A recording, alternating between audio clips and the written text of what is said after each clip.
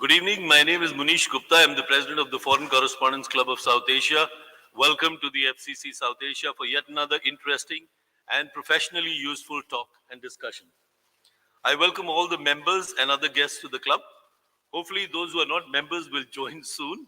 I got to plug that line. And we are a wonderful institution, at least I believe, and many of my committee members and other members believe, that serves the foreign correspondents and Indian media persons who are interested in international and India issues. FCC South Asia has always been a professional and social platform for us journalists, and we do take on certain other members with whom we interact professionally, gain and gather knowledge. We also offer memberships to diplomats, anybody who wants to join from the US Embassy, corporates, chambers of commerce, academics, think tank leaders, government officials, retired officials, lawyers who don't like us sometimes, but NGOs, multilateral institutions, business people, but we take them on in a very limited number. Today we've organized a very special talk by a visitor from the US, a former journalist, there's nothing like a former journalist though, who will discuss what's fact and what's not, especially on social media that has swept our lives over the past decade or so. Brittani Kollar, right here, is Media Wise's International Training Program Manager at the Pointer Institute. Media Wise is a media literacy initiative that helps people figure out what's fact and fake on their social media feeds. Kollar has managed collaborations between Media Wise and fact checkers in Turkey, Spain, France, and Brazil. She joined the Pointer Institute following a 13-year career at CNN covering international news. She also co-managed CNN's various training initiatives targeting international affiliates and universities. She manages Media Wise's international projects and initiatives at CNN for several years. She was on the affiliate news desk covering international news while partnering with CNN's global partners on daily and breaking news coverage. She co-managed CNN's various training initiatives targeting international affiliate universities. In 2018, she hosted former President Jimmy Carter and his wife, Rosalind, during their visit to the CNN Center. She graduated from the University of West Georgia with a master's in public administration and also has a bachelor's in journalism and telecommunication arts from the Grady School of Journalism. Also a special welcome to our friends from the US Embassy, Chris Helms, who didn't come, Jui Bandare, she is from the strategy team. Could you just, so that people can see you, you can meet them later. Sudha Gandhi, who's the media advisor. Raja didn't come, and Raja is the country media advisor. Kali also didn't come, right? We have Purva Jassi, who's right there in the back, Public Engagement Unit Specialist, Emerging Voices. Radhika Sangha, Emerging Voice Coordinator. Did your friends come? Yes, one of them, the other one's en route. No. Which one? Vinay. Arun Nair. Hi, Arun. Yeah. And I am also thankful to my governing committee members and former committee members who take out time to organize events and work as a team to run this prestigious institution. I see some faces here. Where's Kumkum Chadda? She's there in the back. She manages to stick there. Sebastian Farsis, who's our secretary, the great man. Raghu's probably on his way. And I don't see Tokir, etc. But others who have been in the previous committee are PM Narayanan, he's here. PM is there. Anup Saxena, he's here. And also our recent member and a good friend, Sebastian Berger from AFP. Thank you.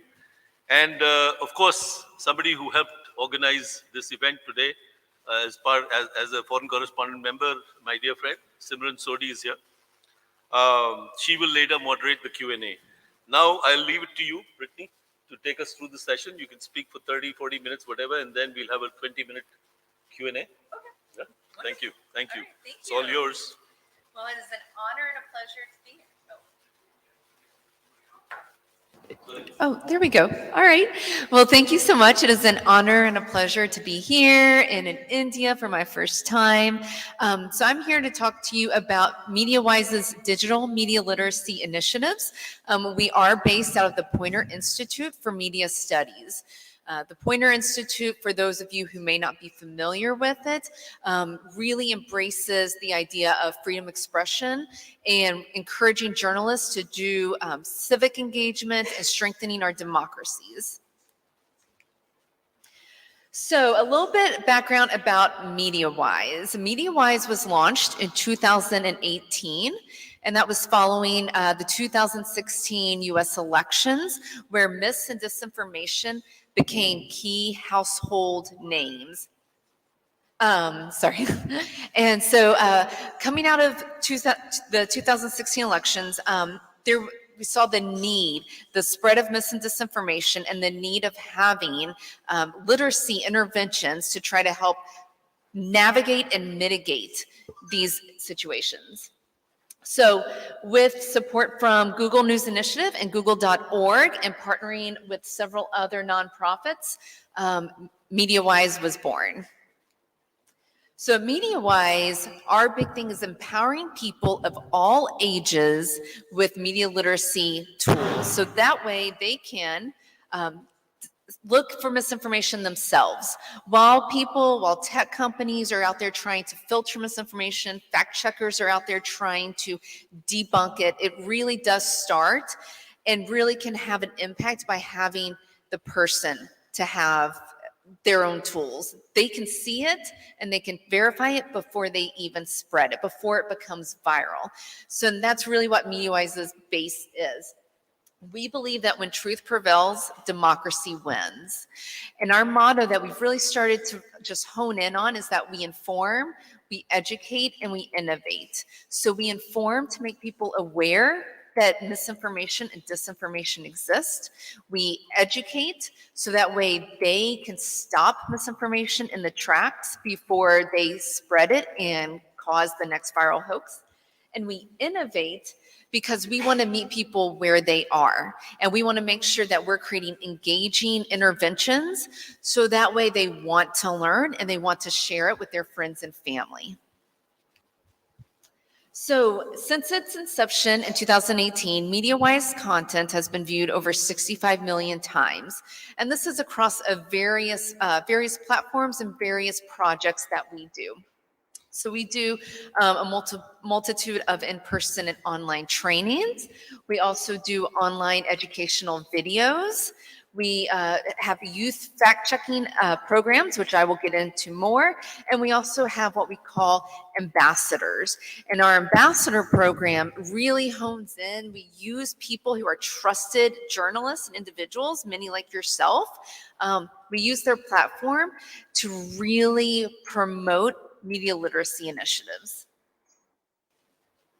So our programs, at a glance, they are MediaWise Ambassadors, the Teen Fact-Checking Network, Campus Correspondents, MediaWise for Seniors, MediaWise in Espanol, as well as MediaWise International. So starting with our ambassadors. These are images of our domestic ambassadors, although I would say Christian Amanpour is also international, of course, as well. And so you can see here from the variety, we have really trusted news professionals: Christian, Lester Holt, Joan London, Hari Srinivasan, Amna Nawaz. But we also tried to kind of hone in on influencers too, because those who are following journalists and trusting journalists are also already shown an incline into being media literate and being a little bit more skeptical if they see misinformation. But influencers are really kind of honing into a younger generation that maybe is more social focused and more in the moment. So it's like, let's try to hone in on that crowd as well, so that way we get the message of media literacy across the board. So, Teen Fact-Checking Network. MediaWise launched focusing on Generation Z. Because what we saw is that in 2016, there were a lot of these young voters who are very social and who don't know how to fact check. So this is a virtual newsroom. Every year, the teens change unless they reapply, but there is an application process. In this virtual newsroom, the teens they pitch their own stories. They find the hoaxes that they want to go after, and they pitch it to see if they can debunk it. They write their own scripts. They edit their own videos. We do have an experienced journalist that is heading that up to kind of hone and teach them as well as they are learning. So they're teens 12 to 18, and they are essentially teaching their peers. Now, this is through YouTube, this is through TikTok, this is through Instagram. So it's not that someone is required to watch the content, but we are aiming to target the teens in this age group. And we have also partnered with the PBS Learning Media to produce content. And what the PBS Learning Media does in the States is that they create material that's distributed to high school and middle school teachers for them to use in their educational resources. So now, media-wise, in our YouTube videos, now being co-branded, we are creating handouts and content as well for middle and high school teachers. So now we are not only reaching teens through social, we are reaching teens in the classroom as well. So that's another component that we have just launched. So it is still very new, very early in its stages, but we are really excited to do this and to help try to attract teens in another way. Additionally, we have our YouTube channel called Is This Legit, where it's about a 4 to 5 minute video where the teens will take the hoax and they will actually walk the other viewers through how they debunked it. They will say, get out of your echo chamber. This is what we did. We conducted lateral reading. This is how to conduct lateral reading, and this is what we found while doing it. So it's really walking the viewers through it so they learn as well. Next up is our Campus Correspondent program. This is truly peers teaching peers. And what I mean by this is this cohort, which they apply every year, they teach other college kids. So professors will actually sign up. We'll send out a list of open slots based upon the students, their availability, because they do have their own classes that they have to attend. And professors will sign up and will select our campus correspondents, and they will virtually tune in to teach other college age students about media literacy. So far, the program has been virtual due to COVID, but we are looking to move some of our correspondents into the classroom in the coming months. So that is really exciting. Our campus correspondents will also, they do debunks and they will post on TikTok, which I know TikTok is not available here in India, but what we post on TikTok is fed to Instagram as well. So it's very much the similar format of how we report. Those are short snippets that's different from what we do on YouTube. And then we do have an open educational resource that we've just launched on the MediaWise page that is led by our campus correspondents, and that's a self-paced course. That's really a lot of fun to watch if you would like to. And as a fun fact, we have trained 3,000 American students thus far, and I wanted to specify, it is American because we have not launched this globally yet being the key word. And so we're really hopeful to grow this because there's just something to be said about learning from a peer that a lot of times you may learn, of course, from teachers and professors, but learning peer to peer just kind of hits a different way. So then our next program that we run, which are for older adults and seniors, this really got launched during the COVID pandemic because we saw a lot of misinformation globally. And so for this, we really honed in with Christiane Amanpour, Joan London, and Lester Holt because they are seen as the trusted news anchors and journalists for this age group. So we partnered with AARP, which is one of the largest, or the largest actually, organization for older adults. And we launched another online course, self-paced, so that way they could take it as they wanted to, teaching through videos and through reading and through some short quizzes about media literacy. This course in particular was studied by Stanford University and was found to have a measurable impact on the older adult population in employing media literacy tools when they came across headlines. So the next big launch for MediaWise came in 2022, and we launched MediaWise in Espanol. And what we recognized is that while there are many English language fact checkers and English language media literacy interventions, there's not a lot for Spanish language, especially in the United States, where 41 million households speak Spanish natively. So we partnered with Noticias Telemundo, which is a very renowned a Spanish language news channel in the US. And we pulled in two of their very well-known and very well-trusted journalists, Jose Diaz-Balart and Julio Vaquero, to join as ambassadors. And so we took a three-pronged approach to our MediaWise in Espanol intervention. We have a 10-day micro-learning text message course.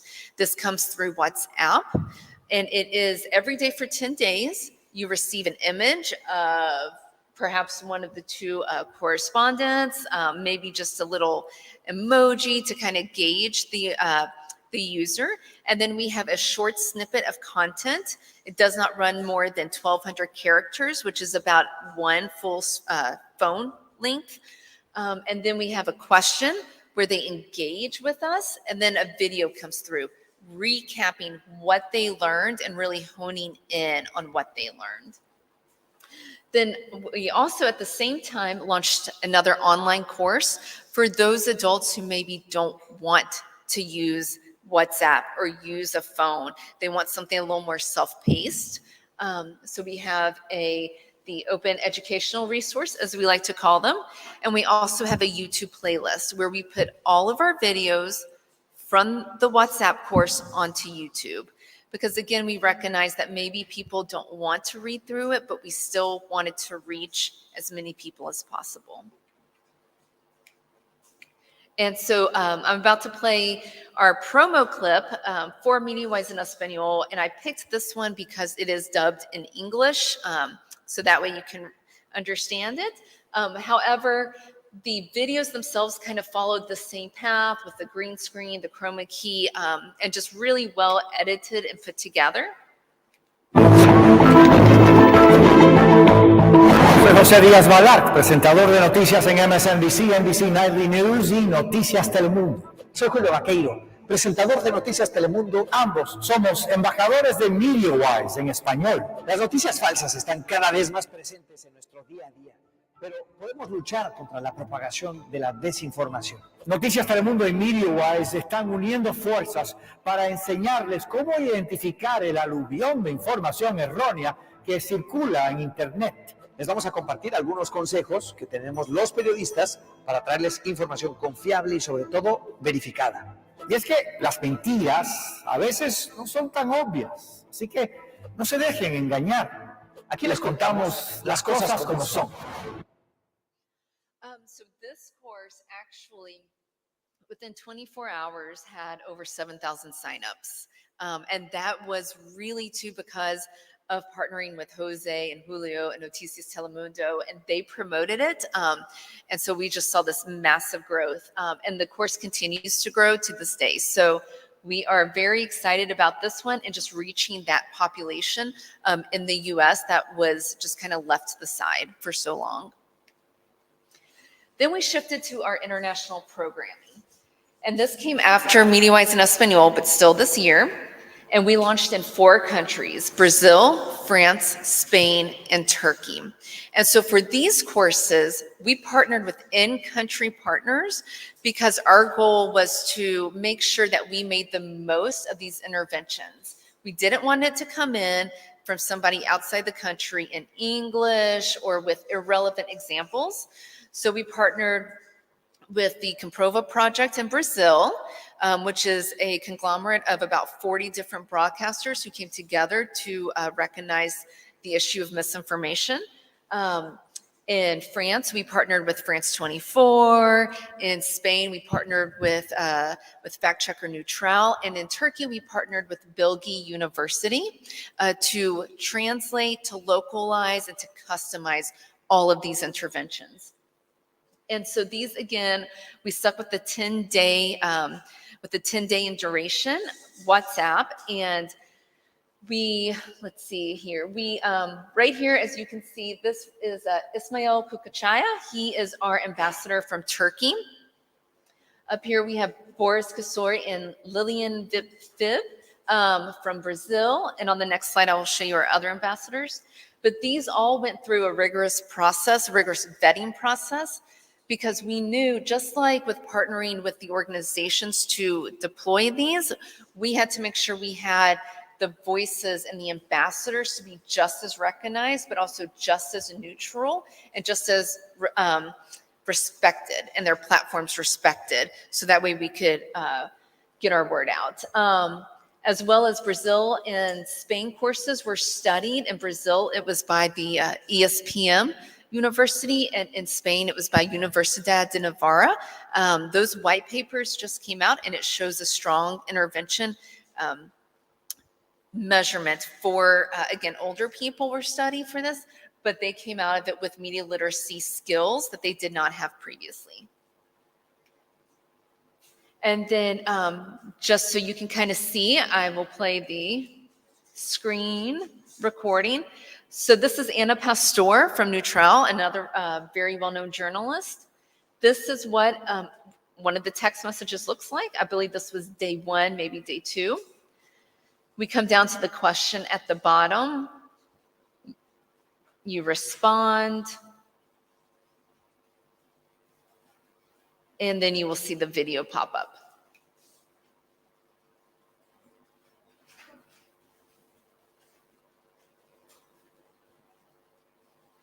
Internet es como una autopista de información. Es una red compleja que nos lleva a páginas web o redes sociales. Hay un tráfico constante y todo el mundo va acelerado. Pero de la misma forma que hay señales de tráfico en las carreteras, en Internet hay ciertas señales a las que deberías prestar atención para navegar por estas autopistas digitales. Voy a darte 3 señales de alerta para detectar la desinformación. Cuando las veas, deberías pararte y revisar la publicación.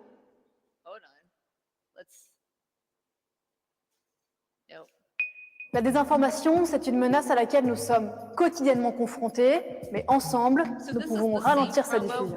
Bonjour, je suis Alexandre Capron, journaliste de la rubrique des Observateurs France 24. Bonjour à vous, je m'appelle Pauline Pacard, je suis journaliste et je co-présente l'émission du matin sur France 24. France 24 et MediaWise s'associent pour vous aider à identifier et à démystifier la désinformation qui circule sur Internet. Nous allons partager avec vous quelques conseils, le b.a.-ba de la vérification.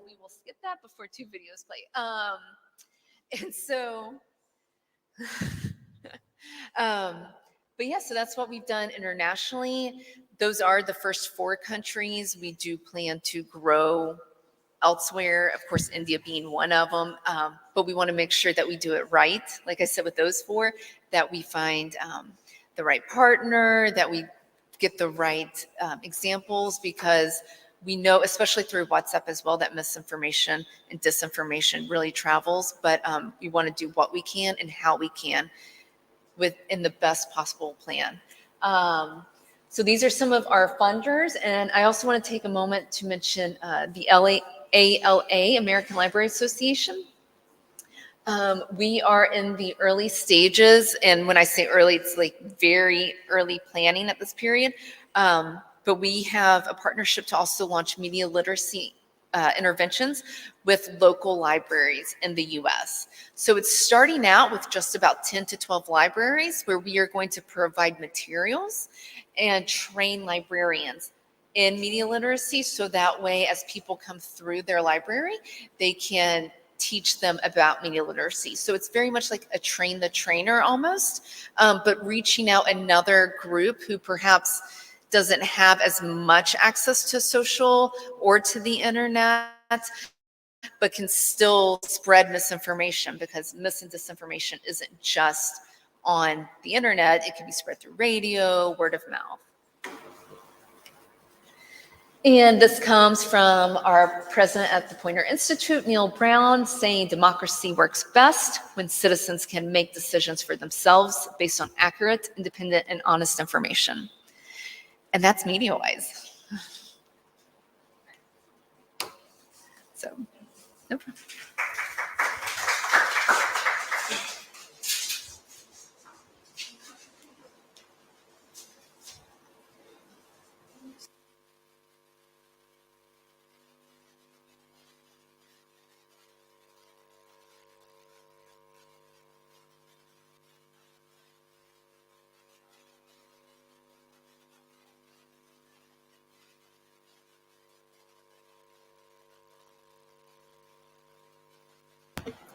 Sorry. Okay, so we'll open the floor to questions, and any one of you who has a question, please raise your hands, introduce yourself, your organization, and try to keep the questions brief so that she can take more questions. Thank you. Hi, my name is Sebastian. My name is Sebastian Berger. I'm director of the South Asia for AFP. Obviously, we have a expansive fact-checking operation of our own. Your presentation about your work is very interesting. I'm wondering about sort of your customers, clients are kind of self-selecting in that they are people who are, it seems that they're people who are interested in the subject in the first place. One of the powerful ways in which disinformation and misinformation works is in reinforcing existing beliefs. We saw this with, for instance, vaccine skepticism as a particular example. You can name any political party in the world and say the same things. How do you the people who don't want to disbelieve? So that's where we, especially in our ambassador program, by influencers. Sorry. So that's where we really try to hone in with our ambassador program, the influencers especially, because they are the ones who are followed typically by people who aren't necessarily engaged or wanting to actively get involved in media literacy, whether because they just don't think about it or they don't think it applies to them. So that is one way that we try to reach those who aren't really interested, is by using people that perhaps they follow. So we are still building out the ambassador list, as we have some up there right now, but it's also identifying a lot of those ambassadors that we want to make sure that they are not politically active, because then it also breaks down, does not make ours as trustworthy. But we also are using other tools. So like with the campus correspondence program, the students don't sign up to take the course. It's the professors. So the professors are deciding for their class if they want to have a campus correspondent pop in. So in that class itself, you may have students who don't necessarily feel media literacy applies to them, but now they're being exposed to it by having this course with the campus correspondents. So that's two of the ways that we are trying to reach that population that isn't quite exactly interested. We also do in-person teachings at middle and high school. Of course, that paused during COVID, but we're now picking those back up. Again, it's about these students and these younger people that are in cohorts or classes where they didn't register for it, but their teachers did. So we're trying to reach them that way as well.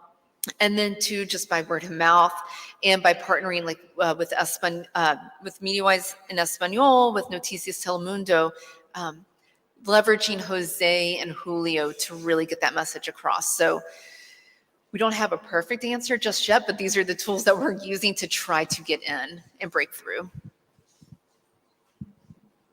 Hi, Brittani. Hi. I'm Divya Chandra. I'm a fact checker with Boom Live, which is an IFCN certified organization. So I handle the media literacy and workshops and training vertical in the organization. So we've been training a lot of journalists, journalism students, general public, but we're also in the early stages of launching a program in schools, in classrooms.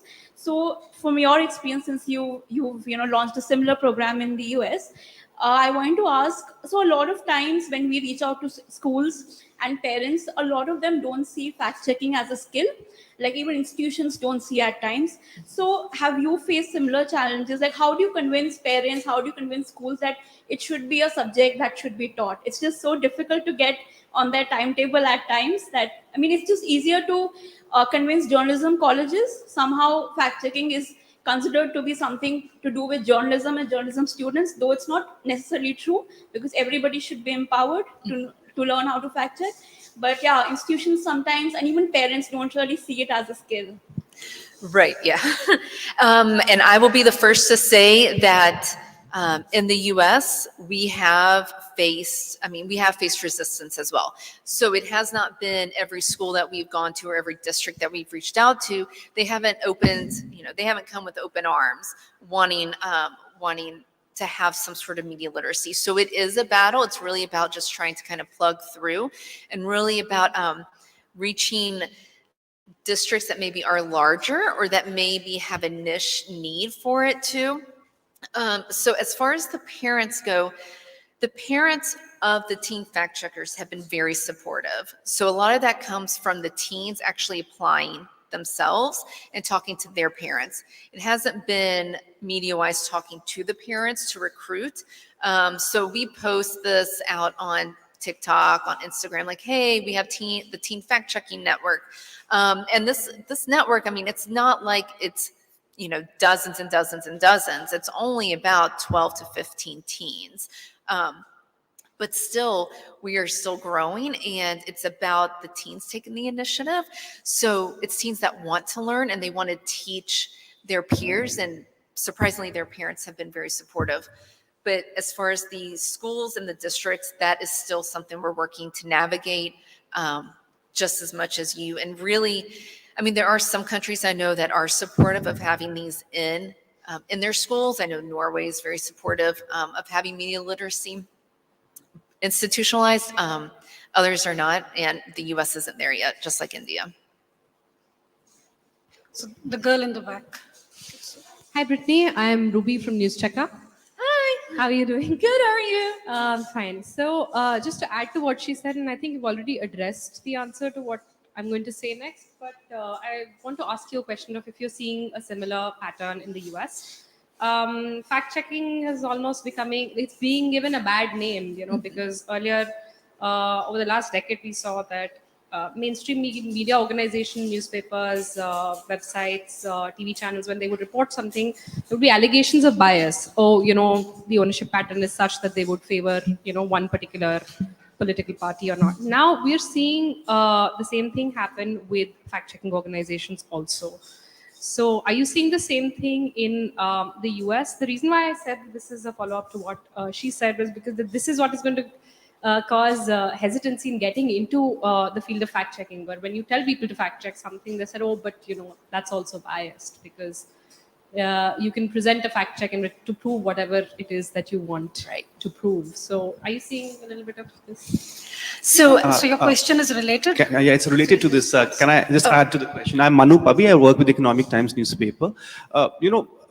Most of the misinformation or fake news is being propagated, at least in India, by political actors. That's my experience as a journalist. And a lot of time it is in a gray zone, So how do you select topics when you are fact-checking without falling into a political bias kind of situation? Like the same question like the last, that media organizations are being accused of, being biased when they do just plain fact-checking. So your experience again with other countries, how are they navigating this situation in which you have to, basically either the dispensation which is in power or the opposition, and you get accused by both sides of being biased? So as far as what fact checks are selected with our teens, they are purely selecting those on what they think could go viral and what perhaps already has. So theirs aren't quite there. Theirs are somewhat politically related, but a lot of it also is someone posted about sea turtles being born more female, so they decide to fact check that. Something that's more study focused that they can call and check and fact check on.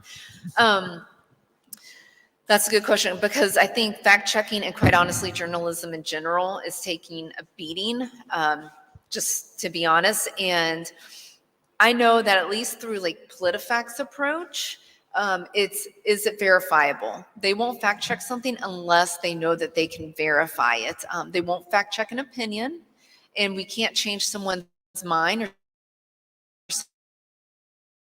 someone's political belief. Just keep going and keep on. Did a statement that we can find information to counter and to correct them if they're wrong. And that's really the best that we can do right now. Hi, Brittany. You mentioned you want to possibly think of India as a market, and you heard the questions already. But I know, India is one of the biggest social media markets. And if you're thinking of entering India and with what you've done in the past with your, programs, would you start with teams? Would you start with journalism schools? Would you start with libraries? Have you thought of that? And secondly, do you think that these are things that should be put into the curriculum? So I have not thought of a full strategy yet. We actually just started thinking of it a couple weeks ago, and I haven't had a moment to think about exactly how and what. And to be honest, I wanted to also come here to India first, to be on the ground, to really see and experience for myself, because it very much so to do something like this. One thing that myself and my colleague, we wanted to make sure that we weren't outsiders looking in. We want to be as much on the ground, as much involved and part of it as possible. So is it teens? Is it older adults? Is it a WhatsApp course?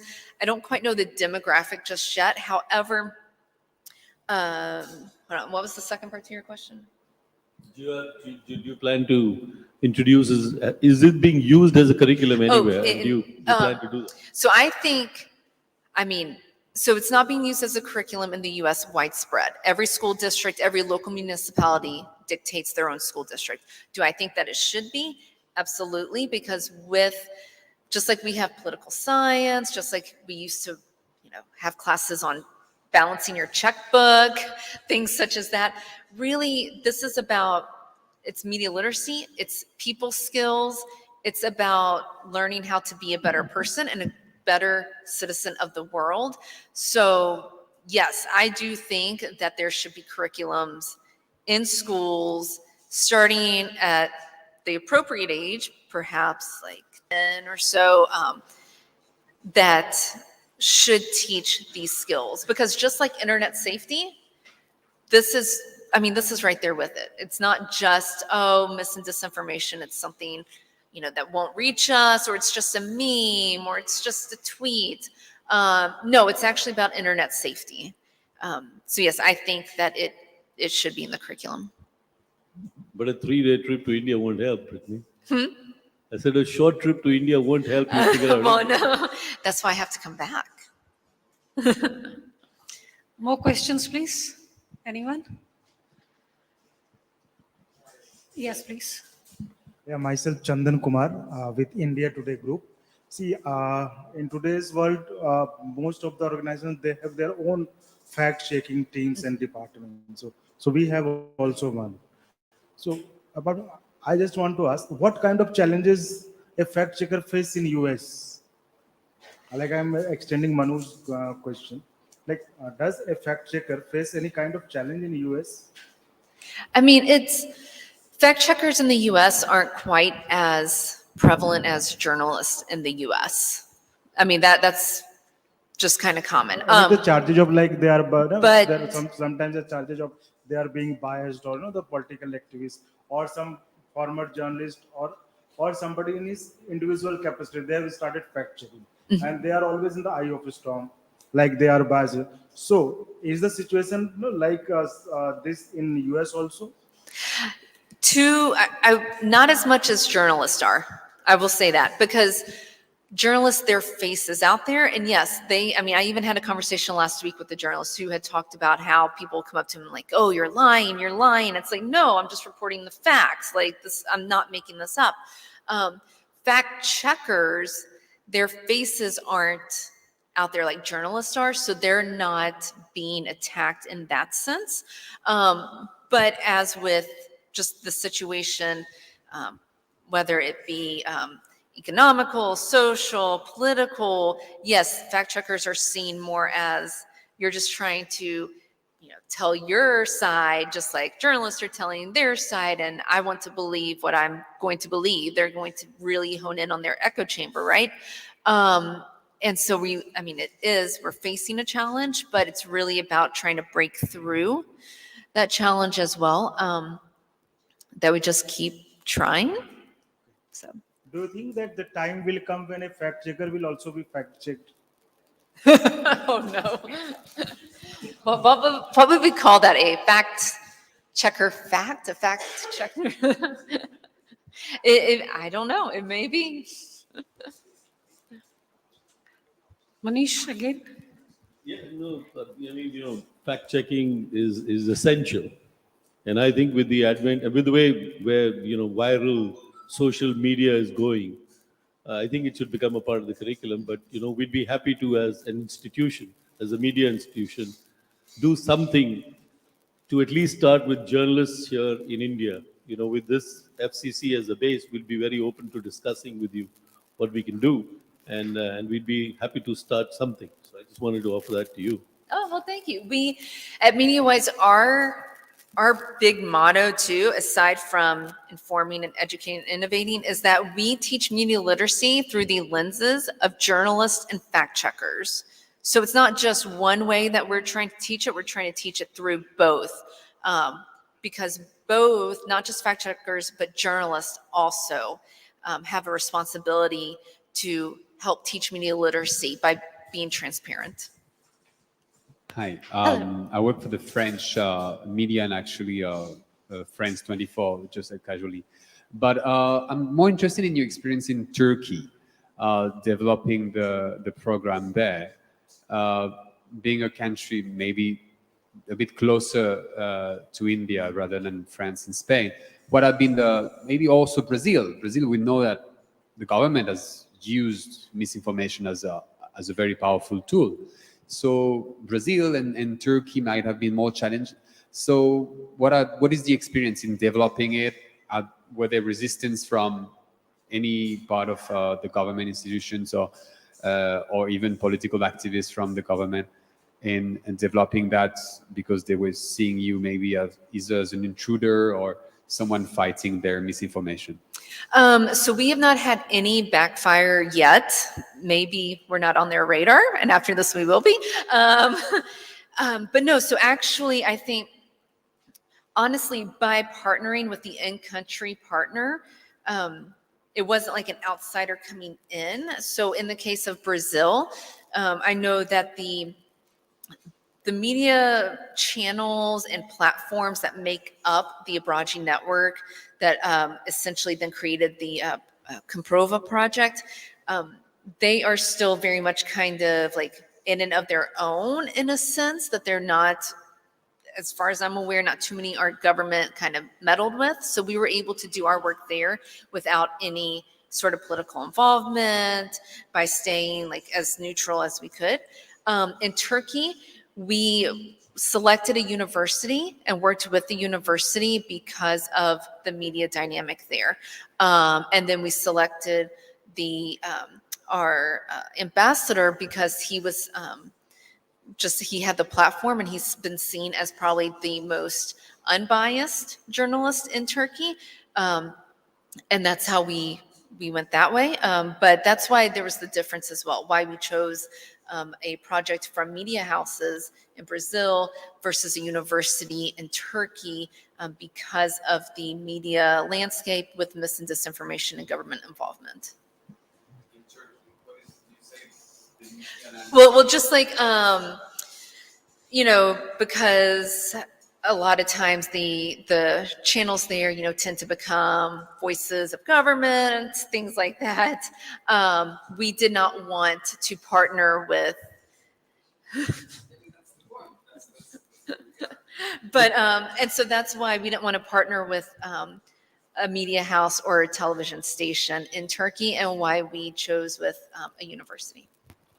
In your experience, have you, do you see a conflict or more synergy between standalone fact-checking organizations or institutions and media houses?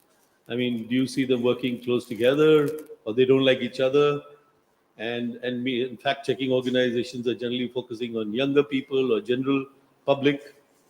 So, I haven't seen any big issues between journalists and fact checkers. And at least in the US, like we have Washington Post that has their own fact check organization. Of course, AFP has their own fact check organization. And so I feel like there's been a little more synergy. Now, I know amongst fact checking organizations with each other, a lot of them are grant funded. So we're working to try to bring everyone together.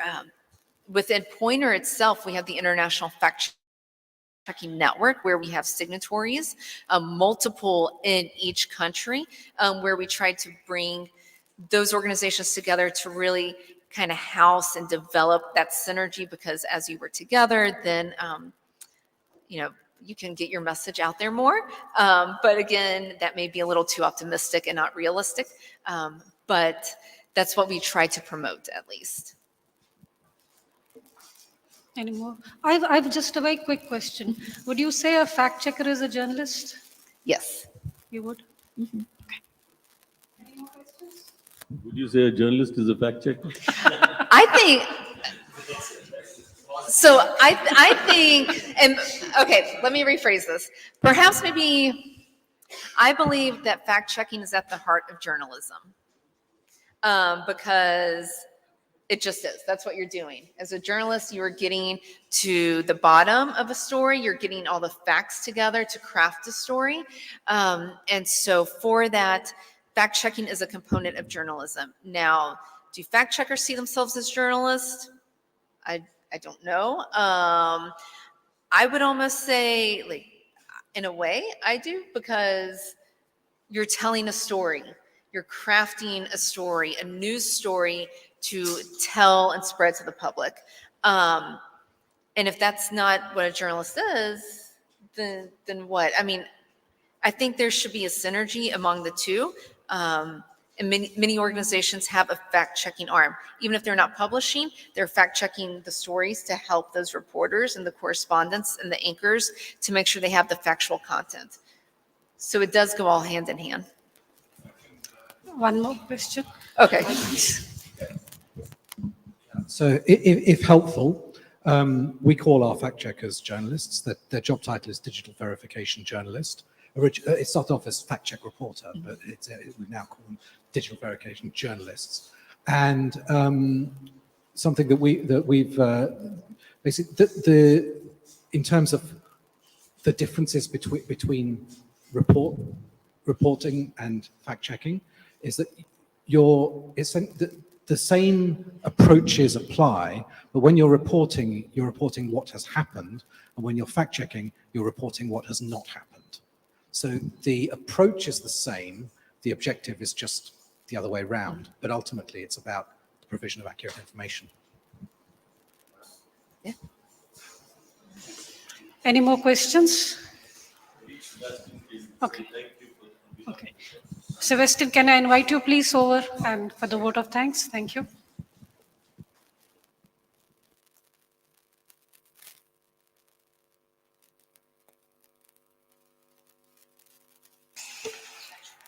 No, please stay. I'm thanking you. If you don't stay, I have nobody to thank. No, thank you, Brittani Kollar, for coming to us. I think it's the core business of what we do, and that's the reason. And I think to follow on the answer, I think the core reason of what we do is to fact check and to bring facts. So fact checking is one arm of our work for all of us, whether it's in the US or in India.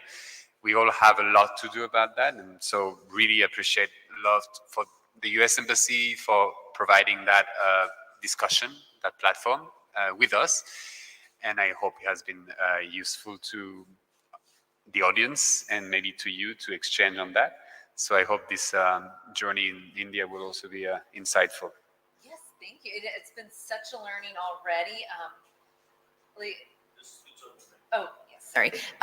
This has been such a learning already, and even in the work that I've done previously with the fellowship program, it was always about shared experience, right? It's not just a one-way conversation. It's about shared talking amongst each other. And so I've really taken that already in just the 2 days I've been having conversations. I've learned so much from here. So I'm very excited about the rest of the week as well. Okay. Thank you very much.